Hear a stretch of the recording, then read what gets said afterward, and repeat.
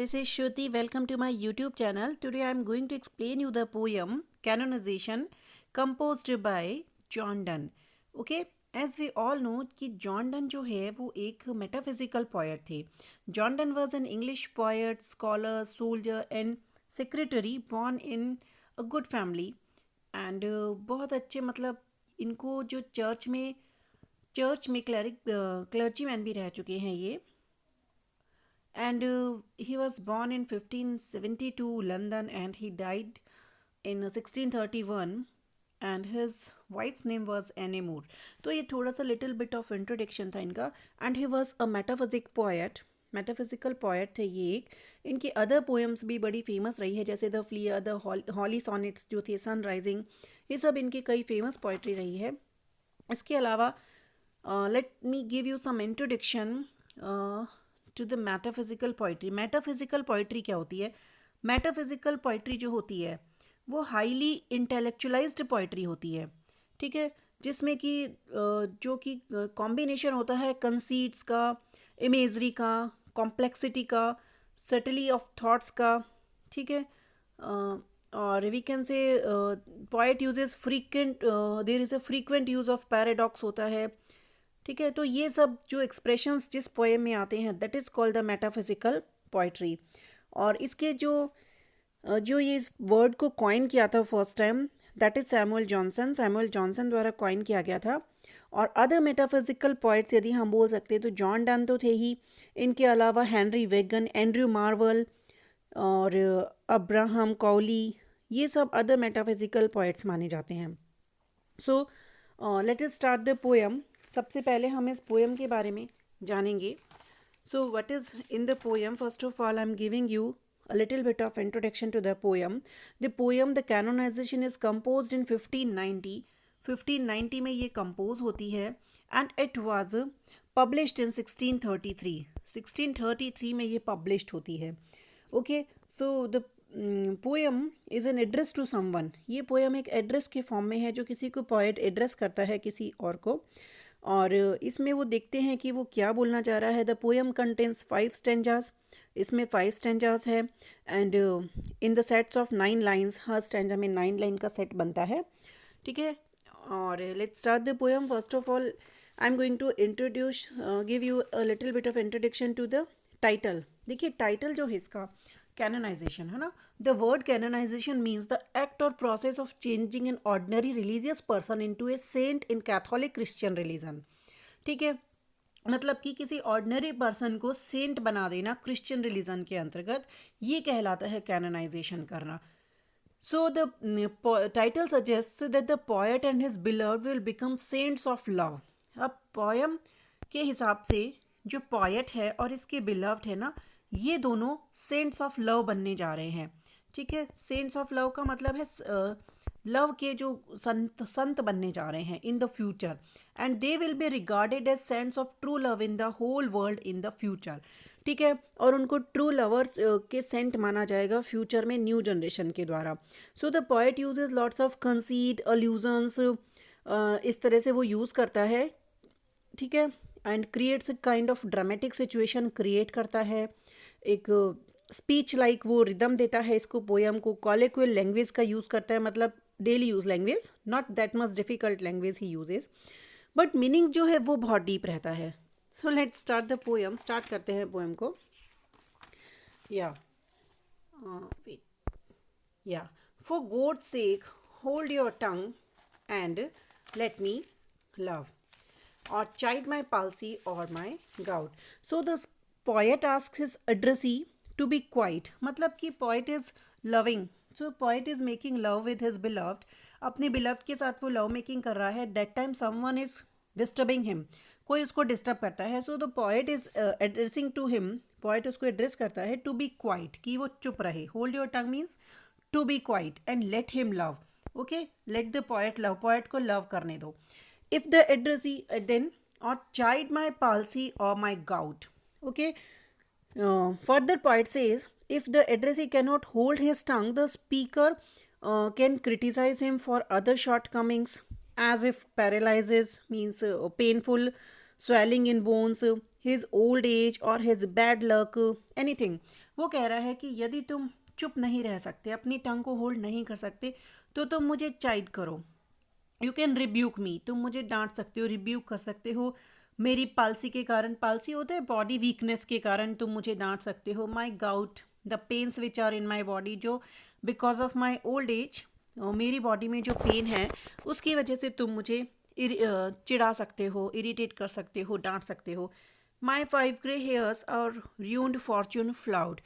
Fortune flout का means यहाँ पर होता है जो मेरा फॉर्च्यून फ्लाउट हो गया, मतलब र्यून्ड हो गया, डिस्ट्रॉय हो गया, मैं बर्बाद हो गया, उसके लिए तुम मुझे बोल सकते हो। You can tell me for this, तुम मुझे उसके लिए भी बोल सकते हो। ठीक है, you can do any thing what ever you can mock at me means, ठीक है, मॉक एट मी कर सकते हो, मेरा मजाक बना सकते हो। विथ वेल्थ योर स्टेट और your mind with arts improve. उसके बाद वो कहता है कि you can also spend your time to improve your mind and to make your money, to make more money for your future, collect more wealth. ठीक है, and if he thinks he can make his own position. वो कहता है कि यदि ये सब भी नहीं करते तो तुम ऐसा करो, with wealth your state means make a position in your society, society में अपनी कोई पोजीशन बनाओ। Make your mind with arts improve, improve your minds bye gaining more arts, मतलब बाय लर्निंग मोर आर्ट्स, और आर्ट्स को सीख कर अपने दिमाग को इम्प्रूव करो, अपने माइंड को इम्प्रूव करो। टेक यू ए कोर्स, ठीक है, join a course and get you a place means get a job and be settle, एक जगह ले लो और सेटल हो जाओ। ऑब्जर्व हिज ऑनर और his grace, observe his honours का मीन्स है ऑब्जर्व और notice the honour of the noble persons of the society, society के जो नोबल पर्सन है उनके ऑनर को, सम्मान को ऑब्जर्व करो, नोटिस करो। और हिज ग्रेस, और just try to get the grace the kindness of the king, king की ग्रेस पाने की कोशिश करो, उसकी दया प्राप्त करने की कोशिश करो। और द किंग्स रियल और हिज स्टैम्प्ड फेस, और if you have a time then go and see the king's real face, या तो जाकर किंग का रियल फेस देखो, और हिज स्टैम्प्ड फेस, और the face which is stamped on the coin, go and see that faces. जाओ, या तो किंग का रियल फेस देखो, या फिर उसका जो स्टैम्प्ड फेस है, जो कॉइन के ऊपर स्टैम्प्ड है ना, उनको जाकर देखो। कंटम्पलेट, कंटम्पलेट होता है think about this, think about this whatever you wish to do, जो भी तुम्हें करना है इसके बारे में तुम सोचो। What will you approve, approve means what ever you like, ठीक है, what ever you like so you will let me love means the poet gives that much options to the addressee, poet अपने addressee को, listener को इतने सारे option दे देता है। You do what ever you wish but please don't disturb me in my love making, कि तुम जाओ कुछ भी करो, कुछ भी करो। You can rebuke me, you can make mock at me, you can earn your wealth and status, you can make your position, you can improve your mind, you can get a job, you can settle, you can observe the honorable person of the society, you can watch the see the king's real face or his stamped face. You think about this and whatever you like you just go and do, but please don't disturb me in my love making, लेकिन मुझे मेरे love making में disturb मत करो। Okay, let's continue. Alas, alas, who is injured by my love? What merchant ship have my sighs drowned? Now the poet is regretting. Poet को दुख हो रहा है that who is injured my love by my love. Means the poet and his beloved are making love. They are love making, and who is injured by this? Who is hurting by this? कौन hurt हो रहा है उसके love से? What merchant ships have my sighs drawn? किसके merchant के ship drawn हो गए, मतलब कौन से जहाज उसके लव की वजह से, उसके लव से जो साइज हो रही है, जो तूफान आ रहे हैं, स्टॉर्म्स आ रहे हैं उसकी आहों से, STORMS, तो उसकी वजह से कौन से जहाज डूब रहे हैं। Which ships are drowning and who says my tears have overflowed his ground, कौन कह रहा है, who is saying that because of my tears there is a flood, flood आ गई मेरे, FLOOD, फ्लड आ गई बिकॉज ऑफ माई टीयर्स, मेरे टीयर्स की वजह से कौन कह रहा है कि बाढ़ आ गई। ओके, फ्लड आ गई। When did my colds and forward spring remove, it means my love is not that much cold, मेरा लव इतना कोल्ड नहीं है, so that it can reduce the effect of spring, मतलब जिसकी वजह से स्प्रिंग वापस चला जाए। माई love is not that much cold because of winter spring goes winter की वजह से स्प्रिंग चला जाता है, तो वो कह रहा है my love is not that much cold, मेरा लव इतना विंटर जैसा ठंडा नहीं है. When did the heats which my veins fill add one more to the plaguy bill. Plaguy bill here means the sickness. Okay, sickness. Point says कि मेरी जो the heat which is in my veins, जो heat है, जो गर्मी है मेरी veins में, it is not the reason to make any one इल. मतलब इसकी वजह से कोई भी बीमार नहीं हो रहा, कोई भी सिकनेस नहीं आ रही है इसकी वजह से. Soldiers finds war, everything is continue in the world. सब कुछ कंटिन्यू हो रहा है. Nobody is changing because of my love making. Soldiers अपनी वार फाइट कर रहे हैं. Lawyers find out still litigious man. Lawyers को अभी भी लिटिगस मैन मिल रहे हैं who wishes to quarrel continue, जो कंटिन्यू क्वारल करना चाह रहे हैं. Though she and I do love, when I and my beloved are loving, nobody is going to be disturbed from this. कोई भी इससे डिस्टर्ब नहीं हो रहा. So what is the problem. तो प्रॉब्लम क्या है आखिर. ओके, तो अब यहाँ पर देखिए कुछ लिटरेरी टर्म्स यहाँ पर देखते हैं हम. एक तो हाइपरबली का बहुत शानदार यूज़ किया है. HYPERBOLE.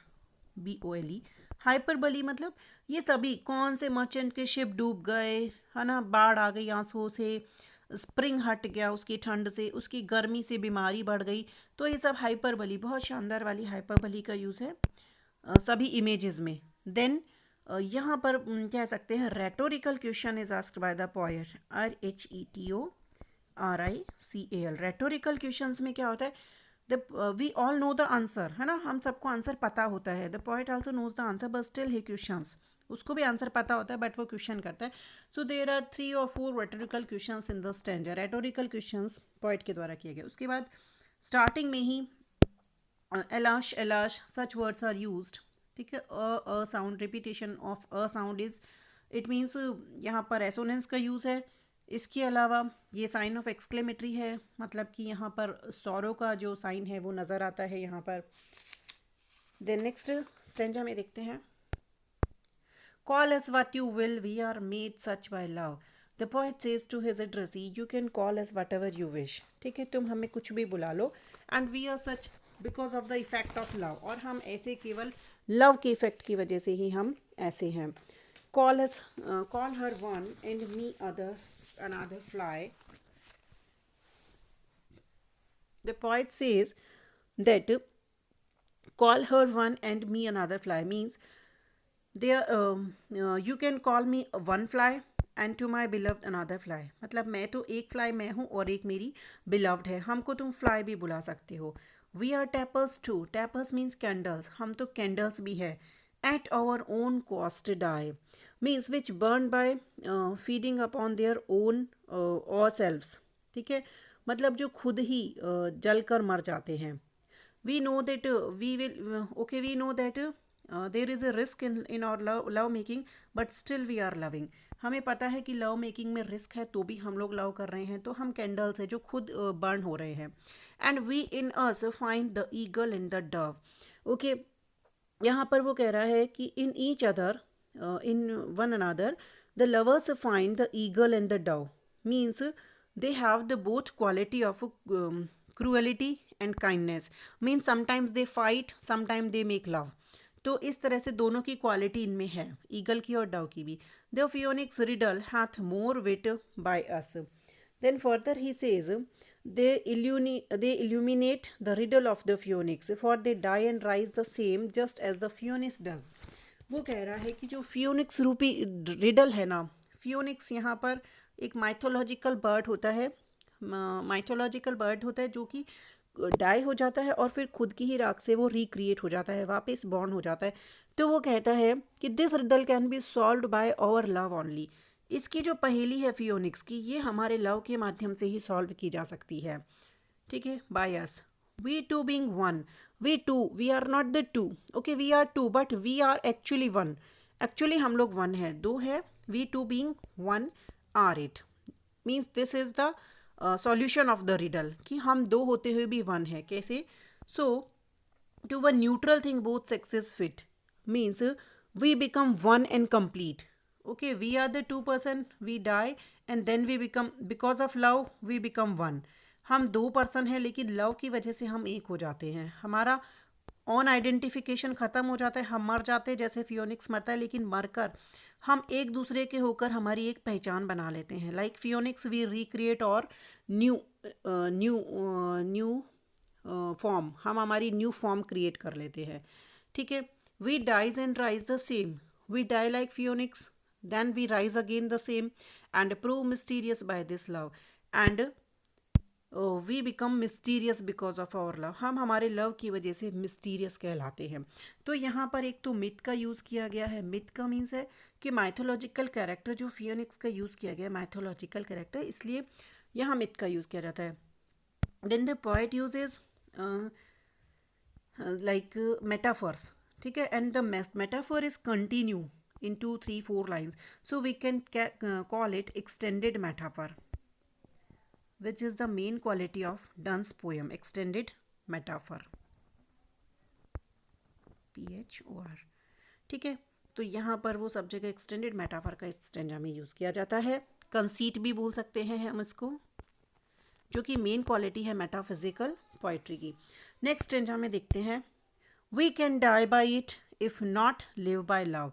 The poet says we can die by it if not live by love.